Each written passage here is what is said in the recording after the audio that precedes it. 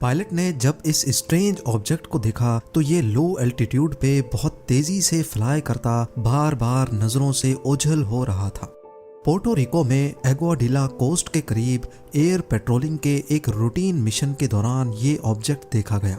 ऐसा object pilot पहली बार देख रहा था, इसी वजह से उसने इसको ट्रैक करने का फैसला किया। इस काम के लिए एयरक्राफ्ट पर लगा थर्मल कैमरा ऑन कर दिया गया। ज़ेम-टीवी की वीडियोस में एक बार फिर से खुशामदीद। नाजरीन, इसमें साफ साफ देखा जा सकता है कि ये कोई रग्बी बॉल की शक्ल जैसा मेटेलिक ऑब्जेक्ट है जो एयरपोर्ट के ऊपर फ्लाई कर रहा है। अभी पायलट ने इसको ट्रैक ही किया था कि अचानक इसने एक अनोखा करतब करके दिखाया। ये समंदर की तरफ गया और चंद सेकंड्स के लिए पानी के अंदर चला गया। बाहर निकलने के बाद 4 मिनटों तक दोबारा इसको थर्मल कैमरा ट्रैक करता रहा, लेकिन इसके बाद जो हुआ उसने पायलट और तमाम पेट्रोलिंग क्रू के होश ही उड़ा दिए। ये 2 हिस्सों में स्प्लिट हुआ और फिर आंखों से ओझल हो गया। उसके बाद ना इसको थर्मल इमेजिंग कैमरा पकड़ सका और ना ही पेट्रोलिंग क्रू। ये क्या चीज थी, कहां से आई थी और आखिर आंखों के सामने से गायब कैसे हो गई। इस वीडियो की खास बात यह है कि ये एक नेवी प्लेन पे लगे लाखों डॉलर के थर्मल कैमरा से रिकॉर्ड की गई है। यूएस गवर्नमेंट ने इस वीडियो की फॉरेंसिक जांच करने का फैसला किया।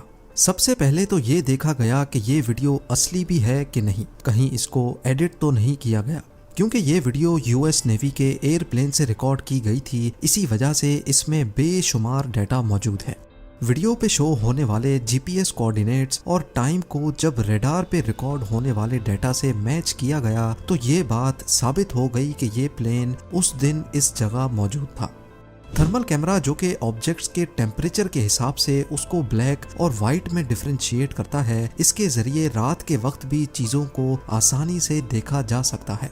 कैमरा के फीचर को इस्तेमाल करके जब इस ऑब्जेक्ट का टेम्परेचर देखा गया तो ये 104 डिग्रीज फ़ारेनहाइट या फिर 40 डिग्री सेल्सियस था। यानी ये शक भी क्लियर हो गया कि इसमें किसी किस्म का जेट इंजन नहीं लगा, क्योंकि जेट इंजन की हीट इससे कई गुना ज्यादा होती है। ये ऑब्जेक्ट असल में कितना बड़ा है इसका अंदाजा वीडियो के इस फ्रेम की मदद से लगाया गया। इसमें ऑब्जेक्ट एक लाइट पोल के पीछे से गुजरता है। लाइट पोल जो अमूमन सिर्फ 8 या 10 इंच मोटा होता है, उसके मुकाबले में देखा जाए तो ये सिर्फ 3 या 4 फीट से ज्यादा बड़ा नहीं लगता। इतना छोटा ऑब्जेक्ट, क्या ये कोई बैलून तो नहीं? एक्सपर्ट्स का कहना है कि इस दिन हवा की स्पीड 30 किलोमीटर पर आवर थी और ये ऑब्जेक्ट विंड के अगेंस्ट फ्लाई कर रहा था, जो कि किसी बैलून के लिए करना तो इम्पॉसिबल है।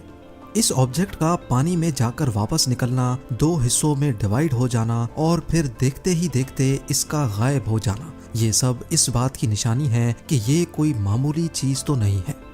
गवर्नमेंट ऑफिशियल्स की इन्वेस्टिगेशन के बाद ये नतीजा निकाला गया कि ये वाकई कोई अनआइडेंटिफाइड फ्लाइंग ऑब्जेक्ट यानी यूएफओ है।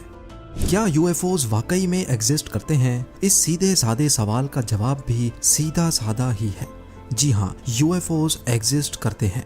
ये कोई पहली बार नहीं बल्कि माजी में कई बार लोगों ने अनआइडेंटिफाइड फ्लाइंग ऑब्जेक्ट्स को देखा है। यूएफओज का एग्जिस्ट करना इस बात की निशानी है कि हमारे अर्थ के बाहर कहीं ना कहीं लाइफ की एक ऐसी फॉर्म जरूर मौजूद है जो टेक्नोलॉजी में हमसे बहुत ज्यादा एडवांस्ड है। यूएस नेवी पायलट्स ने एक ऑस्ट्रेलियन न्यूज चैनल को दिए गए इंटरव्यू में साफ साफ बताया है कि दौरान परवाज उनको अक्सर ऐसे अनआइडेंटिफाइड ऑब्जेक्ट्स देखने को मिलते हैं। उनकी स्पीड इतनी तेज होती है जिससे फाइटर जेट्स भी मुकाबला नहीं कर पाते। एक पायलट का कहना था कि ये ऑब्जेक्ट्स 20,000 किलोमीटर पर आवर से भी ज्यादा तेज फ्लाई कर सकते हैं, जबकि दुनिया का सबसे तेज उड़ने वाला प्लेन X-15 है जो मैक्सिमम 7,300 किलोमीटर पर आवर की स्पीड तक पहुंच सकता है। अभी जो वीडियो आपने देखी उसके हीट सिग्नेचर में यूएफओ का टेम्परेचर सिर्फ 104 डिग्रीज नोट किया गया। आज तक हम ऐसी कोई टेक्नोलॉजी इजाद नहीं कर पाए जो फ्लाई भी करे और वो भी बगैर हीट के। इस यूएफओ का टेम्परेचर लिटरली रूम टेम्परेचर है, जो कि वाकई बहुत हैरान करने वाली बात है, क्योंकि इलेक्ट्रिक ड्रोन्स भी कुछ ना कुछ हीट तो जनरेट करते ही हैं। ये भी पॉसिबल हो सकता है कि जिस तरह हम अपने प्रोब्स को, रोवर्स को लाखों किलोमीटर दूर डीप स्पेस में या दूसरे प्लैनेट्स पे रिसर्च के लिए भेजते हैं, वैसे ही एलियंस अर्थ पर रिसर्च के लिए या तो खुद आते हों या अपनी इन मशीन्स को भेजते हों।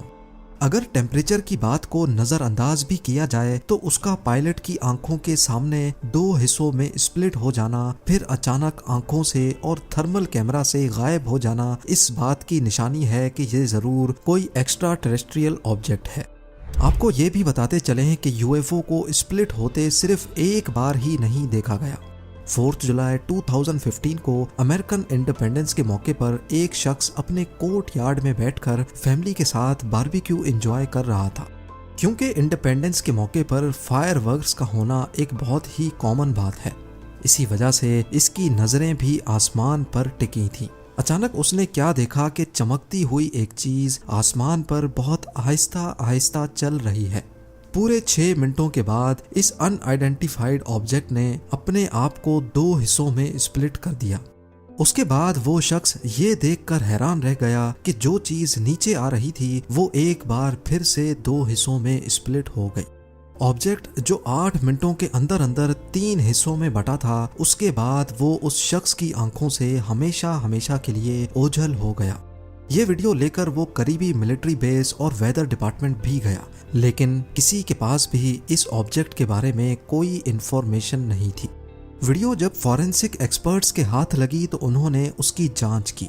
वीडियो में किसी किस्म की भी एडिटिंग नहीं साबित हो सकी। इस वीडियो में देखने वाले ऑब्जेक्ट्स को मुख्तलिफ चीजों से भी जोड़ा गया, जैसा कि परिंदा, ड्रोन या फिर कोई हवाई जहाज। लेकिन एक्सपर्ट्स का कहना है कि यूएस में रेगुलेशंस की वजह से ड्रोन्स इतनी हाइट तक फ्लाई नहीं कर सकते और ना ही प्लेन की बॉडी में लाइट रिफ्लेक्टिंग मटेरियल लगाने की परमिशन होती है।